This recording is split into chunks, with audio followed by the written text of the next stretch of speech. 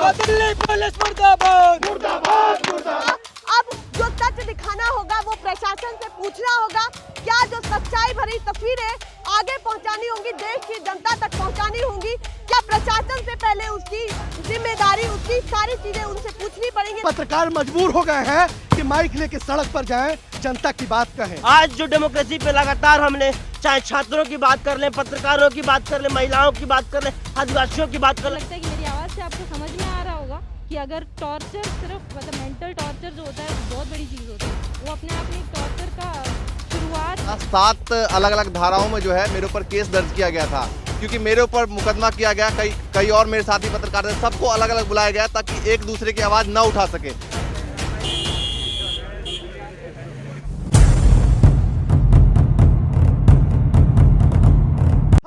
कहीं ना कहीं अब दिल्ली पुलिस भी शंका के कटघरे में खड़ी हो चुकी है। कहीं ना कहीं दिल्ली पुलिस भी अब शंका के कटघरे में खड़ी हो चुकी है। और ये हम इसीलिए बोल रहे हैं क्योंकि लगातार जिस तरीके से कल धर्मेंद्र सिंह और साथ ही साथ मनदीप पुनिया की गिरफ्तारी हुई, उस पर एक बड़ा सवाल खड़ा हो जाता है कि क्या वाकई स्वतंत्रता पर, जो पत्रकार की स्वतंत्रता है, उस पर रोक लगती हुई दिखाई दे रही है।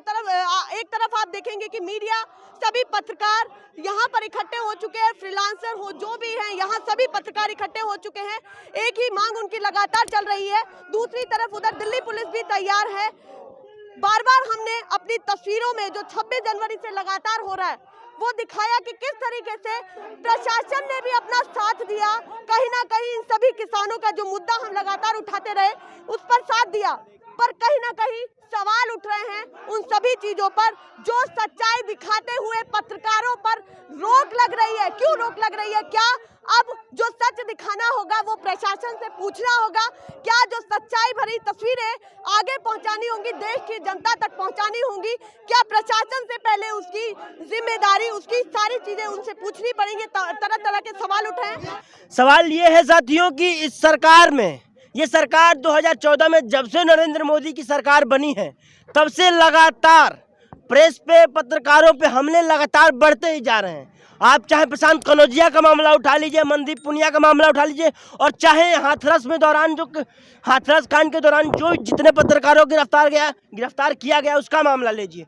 जिस तरीके से भाजपा की सरकारें जहां जहां भी हैं वहां जिस तरीके से पत्रकारों का दमन हो रहा है, वो ये बताने के लिए काफ़ी है कि ये सरकार लोकतंत्र के चौथे खंभे पर विश्वास नहीं करती है, यानी लोकतंत्र पर विश्वास नहीं करती है। इनका डेमोक्रेसी में कोई भरोसा नहीं है। ये सारे फैसले मनमानी के तौर पर लेते हैं। आप इस किसान बिल को समझिए, जिस किसान बिल के लिए मनदीप भैया लगातार पिछले 2 महीने से किसानों के साथ रहते हुए, मनदीप भैया उन्हीं के साथ रहते थे, खाते थे। और कल जो घटना हुई वो क्यों हुई? क्योंकि जिस तरीके से बॉर्डर पे भाजपा ने अपने गुंडों को भेजना शुरू किया था, और चूंकि मनदीप भैया हरियाणा के रहने वाले हैं तो उन गुंडों को जानते थे, भाजपा के विधायकों को, उनके गुंडों को वो जानते थे। और जब उन्होंने उन गुंडों को एक्सपोज करना शुरू किया तब उनको लगा कि नहीं, अब ये हमारे लिए खतरा है, जिसको उनको 10 पुलिस वालों ने उठा लिया। जिस तरीके से घेर के पुलिस वालों ने उठाया, आज ये पुलिस कह रही है कि कोरोना है, 144 लगा हुआ है। अरे जब उनको उठाया गया तो जितनी भीड़ पुलिस की थी वो वहाँ कोरोना नहीं था क्या? वहाँ कोरोना नहीं था। जब अमित शाह बंगाल में रैली करने जाते हैं, पंचायत चुनाव में रैली करने जाते हैं, तमाम भाजपा के प्रदेश अध्यक्ष, गृह मंत्री सब पहुँचते हैं, वहाँ कोरोना नहीं है क्या? सवाल ये है कि आप पत्रकार जो जनता को बताते हैं कि नहीं ये हो रहा है, देश समाज में ये हो रहा है, आप उन्हीं की आवाज़ को दबा दो ताकि जनता तक बात ना पहुँचे। सरकार इंटरनेट जिस तरीके से 15 जिलों में, हरियाणा में 15 जिलों में 30 जनवरी तक इंटरनेट बंद गए, सारे बॉर्डरों पे आज 31 तारीख तक इंटरनेट बंद करने की घोषणा की गई है। ये क्या है? क्या हम लोकतंत्र में रह रहे हैं? क्या ये वॉर जोन नहीं बना दिया गया है जहाँ पे किसान सरकार से लड़ रहा है? वॉर जोन क्यों बना रहे हो? ये सवाल ये है कि जो मसला जो किसान कह रहे हैं हमें हित नहीं चाहिए, आप उनका ज़बरदस्ती भला करने पर तुले हुए। आज जो डेमोक्रेसी पे लगातार हमले, चाहे छात्रों की बात कर लें, पत्रकारों की बात कर लें, महिलाओं की बात कर लें, आदिवासियों की बात कर लें, अल्पसंख्यकों की बात कर लें, जब से मोदी की सरकार बनी है, चाहे वो शाहीन बाग का आंदोलन पिछले साल रहा हो, चाहे ये आंदोलन हो, सरकार का पैटर्न समझने की जरूरत है। सरकार आपको इग्नोर करेगी और आपका एक कमजोर कड़ी देख के फिर गुंडों से भिजवा के दंगे करवाएगी। शाहीन बाग का आंदोलन याद कीजिए, जब यही होना शुरू हुआ उसके बाद दिल्ली में दंगे होने शुरू हो गए। और हम यहाँ पे जिसलिए जुटे हुए हैं, हमको ये समझना होगा कि सरकार ने हमारे साथियों को, चाहे वो हाथरस में साथी हो, चाहे हमारे साथी मनदीप पुनिया हो, उनको गिरफ्तार किया है। उनको जल्द से जल्द रिहा करे और उनके खिलाफ जो भी फर्जी मुकदमे जिन भी धाराओं में दर्ज किए गए सब वापस ले। 26 तारीख के किसान मार्च में उपद्रव कर रहे थे, अपना मुंह ढक के उन्होंने मेरा मोबाइल छीना और मुझसे मारपीट की और पुलिस सामने खड़ी मुख दर्शक बने देखती रह गई। वहां दिल्ली पुलिस की गुंडागर्दी नहीं चली।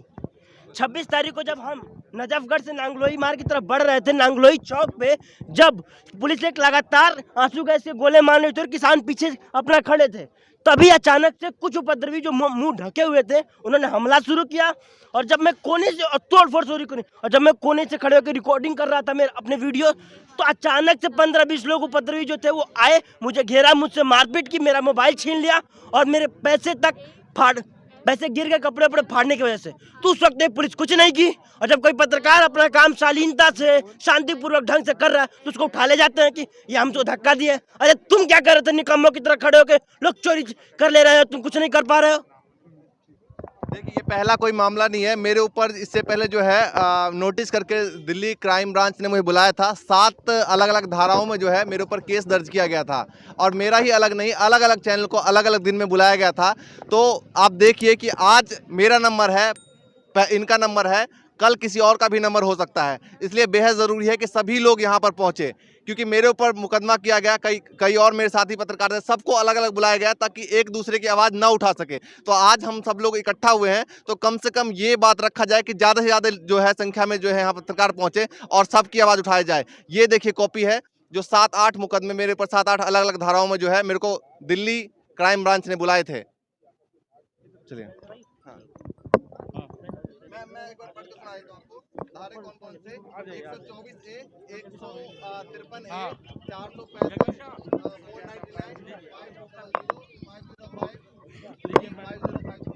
इतने सारे जो है धारे लगाए गए थे।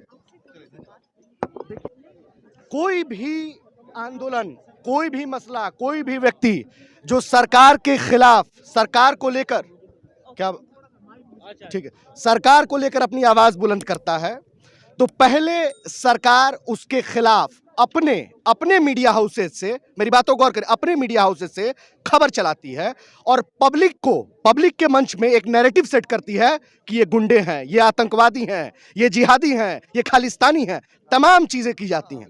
उसके बाद सरकार अपने गुंडे भेजती है, लोगों पर हमला कराती है। सरकार अपने गुंडे भेजती है, लोगों पर हमला कराती है। उसके बाद पुलिस वालों से लाठीचार्ज कराती है ताकि लोग जो बैठे हैं घर में, अपने डाइनिंग हॉल में चादर तान के बैठे हैं, वो ताली बजा सके और कह सके सरकार ने बहुत अच्छा काम किया है।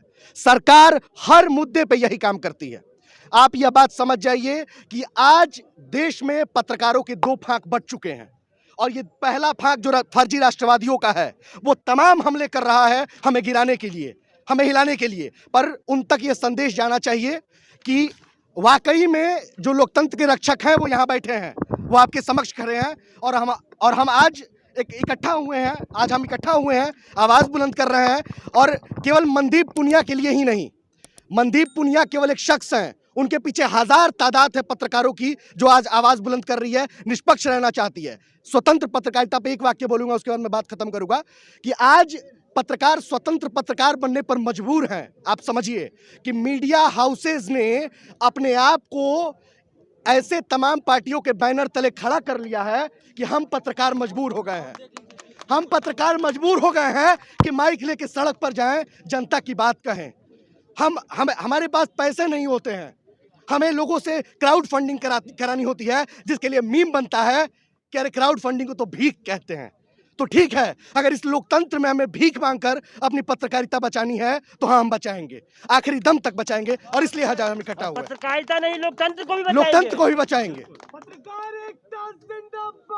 जिंदाबाद जिंदाबाद मुर्दाबाद मुर्दाबाद। अरे दिल्ली पुलिस होश में आओ, मनदीप पुनिया को रिहा करो। फंबल होता है कैमरा के साथ। कोई दिक्कत नहीं, आराम से। होश में आओ। सोसाइटी में आवाज़ उठना बंद हो जाएगी।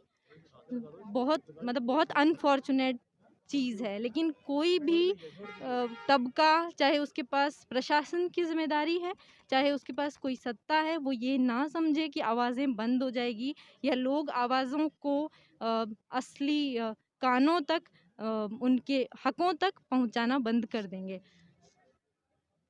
आगे क्या कहा गया? कुछ पुलिस वगैरह फोन वगैरह आया? पुलिस का फ़ोन मेरे पास सुबह 10 बजे के आसपास आया कि मनदीप की लॉज एफआईआर लॉज हुई है अलीपुर थाने में, आप यहाँ पे आके उसके कपड़े कुछ दे जाइए। लेकिन ये 10 बजे क्यों हुआ, मेरी बहुत बड़ी शिकायत है, क्योंकि ये घटना करीब 6 बजे के आसपास, 6 और 7 के बीच की बात है, और शाम को 4 बजे तक मैं एक डायलेमा में थी। एक बहुत अजीब सी सिचुएशन थी। आपको पता ही नहीं है कि वो जो बंदा है वो है कहाँ पे, मतलब आसपास के किसी थाने में नहीं है। अलग अलग तरह की रूमर्स मुझे मेरे सामने आ रही हैं कि वो अलीपुर में है या समयपुर बादली में है या वो कहीं और है। मतलब क्या आप कपड़े लेकर आई मैडम, आपको मिलने नहीं दिया गया? मुझसे जो कपड़े थे वो उनके इन्वेस्टिगेशन ऑफिसर ने ले लिए थे, और मेरी उनसे पर्सनली कोई बहुत मुलाकात नहीं हो पाई है। कुछ बातचीत हो पाई थी? नहीं, मेरी बातचीत नहीं हो पाई है। मुझे कपड़े देने के लिए बुलाया गया था, क्योंकि उनका शर्ट में कुछ छोटा मोटा फट गया था और थोड़ी बहुत चोट उनको लगी थी। अपनी तरफ से कोई वकील हायर किया मैडम आपने? वकील एडवोकेट जो बहुत मदद है। काफ़ी सारे लोग, काफ़ी सारे वकील अपनी लीगल प्रैक्टिसेस को मतलब लेके सामने आ रहे हैं, और हरतोष हैं और भी बहुत सारे लोग हैं जो कर रहे हैं, कोशिश कर रहे हैं, और डेफिनेटली सब ठीक होगा। उम्मीद है अभी। मुझे लगता है कि मेरी आवाज़ से आपको समझ में आ रहा होगा कि अगर टॉर्चर सिर्फ मतलब मेंटल टॉर्चर जो होता है वो बहुत बड़ी चीज़ होती है, वो अपने आप में एक टॉर्चर का शुरुआत है। तो ये टॉर्चर नहीं तो और क्या है, मतलब टॉर्चर हो के मैं आपके सामने बात कर रही हूँ और आप लोग ये मेरी आवाज़ सुनते हुए खुद एक टॉर्चर में है, क्योंकि ये चीज़ आज जो मनदीप के साथ हुई है कल को आपके साथ भी हो सकती है। आप उसी समुदाय का हिस्सा हो, आप बिल्कुल मेरी ही जगह पे खड़े हो, आपके भी अपने परिवार होंगे। आगे